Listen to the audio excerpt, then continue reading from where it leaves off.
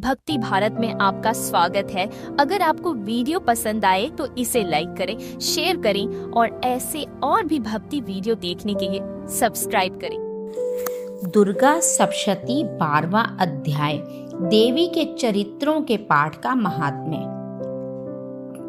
देवी बोली, हे देवताओं, जो पुरुष इन स्तोत्रों द्वारा एकाग्रचित होकर मेरी स्तुति करेगा, उसके संपूर्ण कष्टों को निसंदेह हर लूंगी।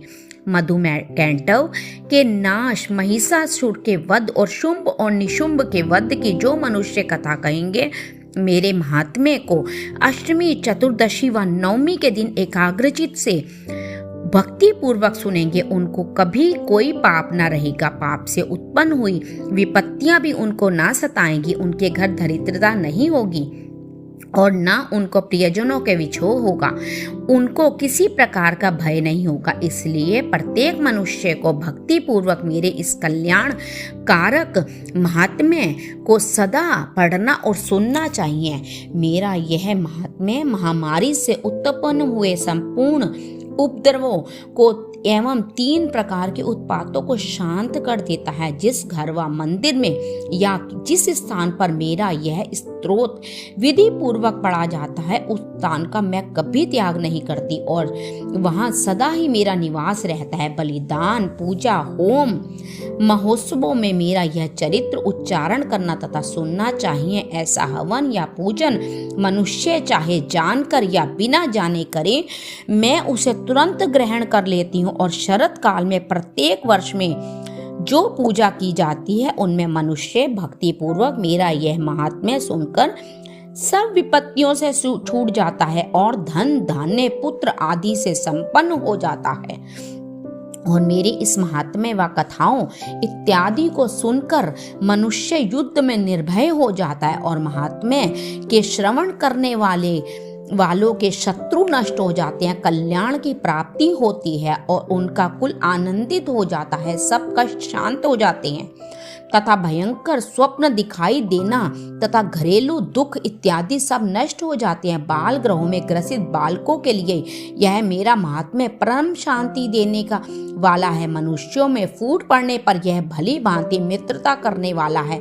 मेरा यह महात्म्य मनुष्यों को मेरी जैसी सामर्थ्य की प्राप्ति करवाने वाला है। पशु, पुष्प, अर्घ्य, धूप, गंध, दीपक इत्यादि सामग्रियों द्वारा पूजन करने से, ब्राह्मण को भोजन करा के, हवन करके, प्रतिदिन अभिषेक करके, नाना प्रकार के भोगों का अर्पण करके और प्रत्येक वर्ष दान इत्यादि करके जो मेरी आराधना की जाती है और उससे मैं जैसी प्रसन्न हो जाती हूँ, वैसी ही प्रसन्न मैं इस चरित्र के सुनने से हो जाती हूँ। यह महात्म्य श्रवण करने पर पापों को हर लेता है तथा आरोग्य प्रदान करता है। मेरे प्रादुर्भाव का कीर्तन दुष्ट प्राणियों से रक्षा करने वाला है, युद्ध में दुष्ट दैत्यों का संहार करने वाला है।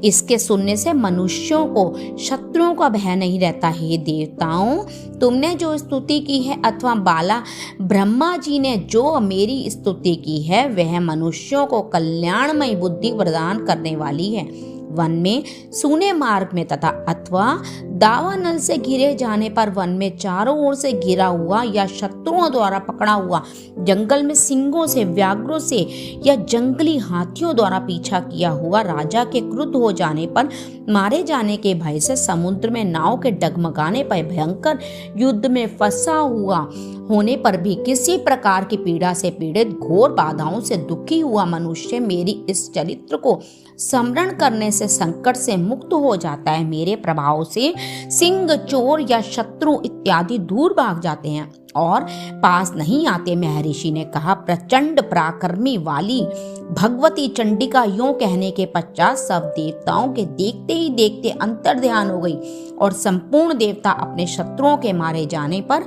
पहले की तरह यज्ञ भाग का उपभोग करने लगे और उनको अपने अधिकार से फिर से प्राप्त हो गए तथा युद्ध में देवताओं के शत्रु शुंभ व निशुंभ के देवी के हाथों मारे जाने पर बाकी बचे हुए राक्षस पाताल को चले गए। हे राजन, इस प्रकार भगवती अंबिका नित्य होती हुई भी बार बार प्रकट होकर इस जगत का पालन करती है, इसको मोहित करती है, जन्म देती है और प्रार्थना करने पर समृद्धि प्रदान करती है। हे राजन, भगवती ही महाप्रलय के समय महामारी का रूप धारण करती है और वही संपूर्ण ब्रह्मांड में व्याप्त है।